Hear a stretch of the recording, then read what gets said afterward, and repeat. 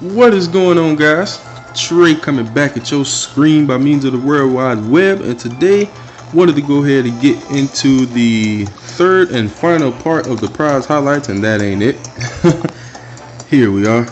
Okay, so the third part of the prize highlights, we're gonna get into the hot fighters, the fighters with high temperature. Corny, I know. All right, so the first of that one is going to be Miss Akabina here at the top. You got an okay look. Got her hair all styled up with the fan, you know, and the big old burning lamps and whatnot. I think she got a pretty cool look. Akabina is an air guru, so of course she's going to have the heightened wisdom and the heightened agility. The skill is Gale All Adept, not a new skill, with a cooldown of 1, which is pretty much the best that it's been since forever. And Akabina is a pretty good all-target guru. She's actually really good. So if you're looking for an all-target guru, this would definitely be a good choice for you to have right now. Really low cooldown, really high wisdom coming in. Well, not really high, but pretty good wisdom coming in at 5153, and agility at 6457. So she's fast, and on top of that, she's going to hit pretty hard. She'll be really good in PvP, guys. So if you want to go ahead and grab Akabina, she will not be a bad ATG for you. Next we have Kerr, the big green horse here. I actually kind of like this guy's look. He looks like a ghastly horse or something like that. Gur is an earth champ, so of course he's going to have the heightened HP, heightened attack, heightened defense, wisdom and agility not so much. His skill is Vent Elite. We got another Venter, which is good. I like Vents. It's a really good skill, and it has a 0 cooldown, so every turn that Kerr is hit with a cooldown skill, he's going to counterattack, and it is going to hurt. So another vent, guys. If you want some variety in your band, we've been getting quite a few vent fighters lately here, so here's another one you could possibly add to your band if you need one for maybe an earth dungeon or something like that. You don't have to look any further than Kerr. Okay, next here we have Gyrakan. Gyrakan is a fire warlock, so I don't really like his look. I mean, he looked like something out of a Asian festival or something like that. But yeah, fire warlock. He has the Stampede Elite skill, which to my knowledge, this guy is the first warlock with that skill. It is based off of attack, and he does have a high attack, so I mean it'll be strong. He has 5,362 attack, so the attack will hit hard. It's probably gonna destroy whoever he hits with it, but the cooldown at max is 3, and for a single target skill, that's pretty horrible, guys. That's really bad actually. So this guy, in my opinion, just gonna end up being straight up superfuse fodder. He's probably going to be a little bit costly superfuse fodder though, because this guy will not be easy to obtain at all. You're really only going to be able to form the epic version of him out of the 4-star fire dungeon. So because of how difficult he is to obtain, I'm thinking he may cost a little bit, but all in all, he's probably going to be superfuse fodder, guys. This guy really is not that good. Moving on to D.O.T. I think that's how you say that. Alright, so we just gonna call him D here. D is a water champ, so he got a bit of an awkward look. Look like a cyclops with the one big eye there, and he's riding like a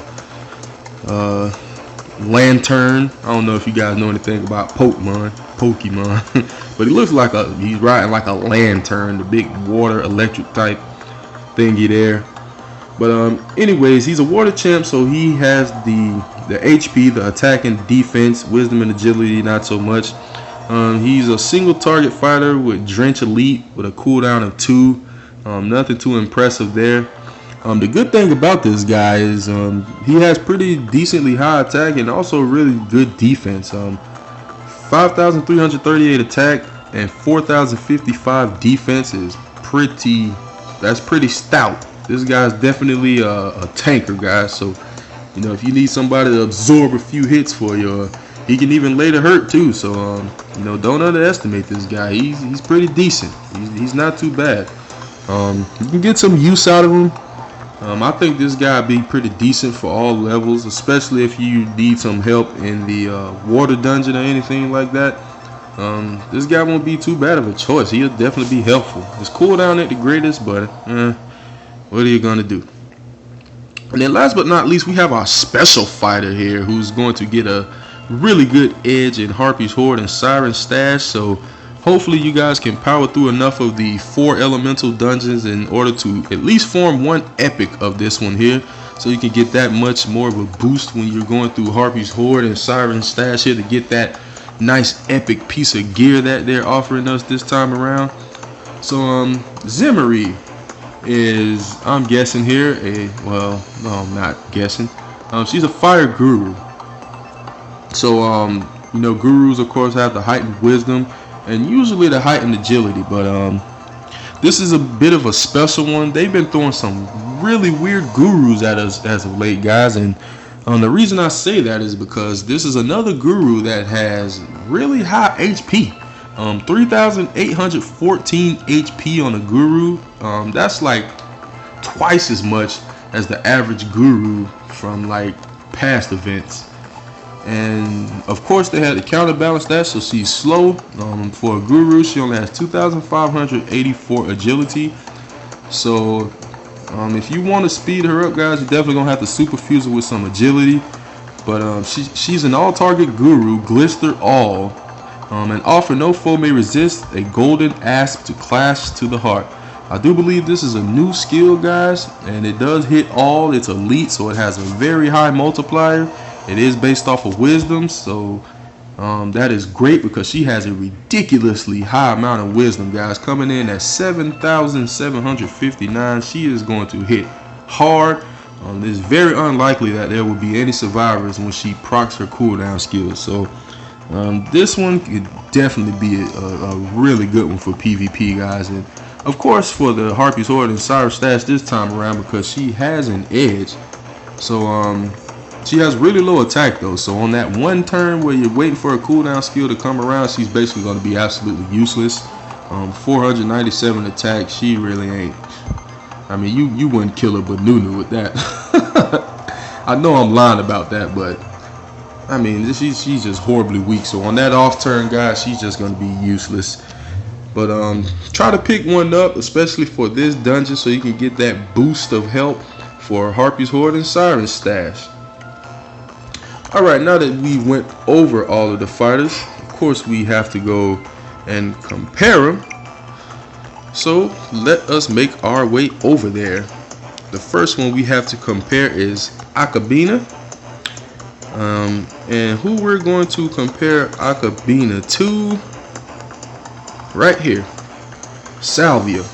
Hsalvia is a pretty recent ATG we got not too long ago, guys. She was actually really good, and she still is really good, but she was pretty much the best of her class when she came out. But now, guys, she has been trumped. Akabina is just beating her in every category, guys. 24 more HP, 15 more attack, not that it really matters too much. We have 18 more defense, 65 more wisdom, and 83 more agility. They're both Gale All Adept with a cooldown of 3-1, but of course Akabina is going to take the cake, guys, because statistically she is just superior in every category. So if you're using Hsalvia, not that you have to give her up or anything like that, but if maybe you're looking for a good substitute, you don't have to look any further than Akabina there. Okay, the next one we have to compare is Kerr, the ghastly horse, the Earth Champ horse there. And who we're going to compare Kerr to, I'm sure most of you already know. We got to compare him to Big Tishpak, Big Hippo boy. Alright, so comparing the stats, guys, Tishpak has 661 more HP. Kerr has 1,731 more attack. Tishpak has 1,661 more defense. Kerr has 244 more wisdom and 368 more agility. They both have Vent Elite, and they're both auto proc on their cooldown skills. So here's the deal, guys. They're two different elements, so you can definitely use both. Tishpak for the air dungeon, Kerr for the earth dungeon. But if you wanted to compare these two off of straight up stats, here's what you'll be looking out for, guys. If you don't know, Vent is a counter attack skill. So when the fighter that's ready to proc Vent is hit by another fighter's cooldown skill, they instantly counter attack right after. Even preemptors, if one gets hit by a preempt and there's another preemptor out there, then he got to get in line because the Vent is coming. So Tishpak has the higher HP and the higher defense. So basically what this means is he's more suited for the cooldown skill. The only thing about Kerr is Kerr definitely has a lot more attack and he's faster. Not that that's going to play any role in the cooldown skill at all, but he is faster, so when he attacks he's going to hit a lot harder and he's going to hit before Tishpak.